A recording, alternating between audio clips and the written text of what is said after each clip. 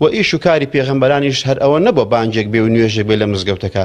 دیارە پێغەمبەری خوا دەفەرمێ ئینە بەنو ئیسرائیل کانت تەسوسهم الأنبیاء و بەنو ئیسرائیلەکان سیاسەتمەدارەکانیان بریتی بوون لە پێغەمبەرەکانیان عەلەیهیمو سڵات وەسەلام. کاری زانایان کاری پێغەمبەرانە، کاری پێغەمبەرانیش سیاسەتمەداری بووە، دەوڵەتداری بووە، حکمڕانی خەڵک بووە.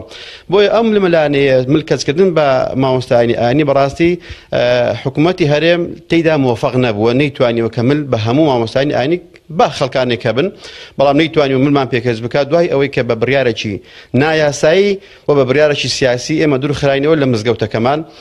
گوتیان تەنها فترەیەکی کەم خودبە مەخوێننەوە، گوتمان زۆر چاکە. زۆر مستەمەی ئێستا بڕیاری داوە کە نەچین وەکو مەئموم لە مزگەوتان نوێژێش بکەین.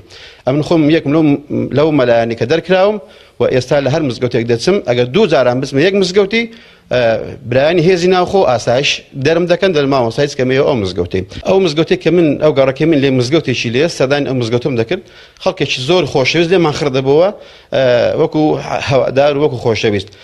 کە زانیان خەڵکانێک دڵمان دەدەنەوە لە دەورمان و پەرۆشمانن قەدەغیان کردم، لە نوێژی مەئمومی مزگەوت دەریان کردم. دوا بە دوای ئەوەی بانجی ئاسایشیان کردم چوومە ئاسایش لە مامۆستا بۆت نییە بچێ هیچ مزگەوتێک. گوتم کاکی خۆم بۆ تۆ موسڵمانم منیش موسڵمانم، تۆ بۆت هەیە بچین بۆ بم نەبێ بچم.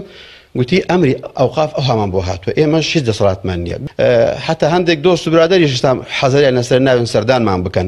دوا بە دوای ئەوەش ئەو قسە ماوە بیکەم لە ڕۆژانی هەینی کە ئەگەر جوولەکە بچتە مزگەوتەکان بۆی هەیە، یعنی ئێزیدی بچێ مەسیحی بچێ مانع نییە، بەڵام بۆ من ئەگەر بچم بۆ مزگەوتێک خوتبەی ڕۆژی جومعە بە مەئمومی دابنیشم دەبێت پێشتر برایانی ناوخۆ ئاگادار کەمەوە بەڵام دەچمە ئەو مزگەوتەی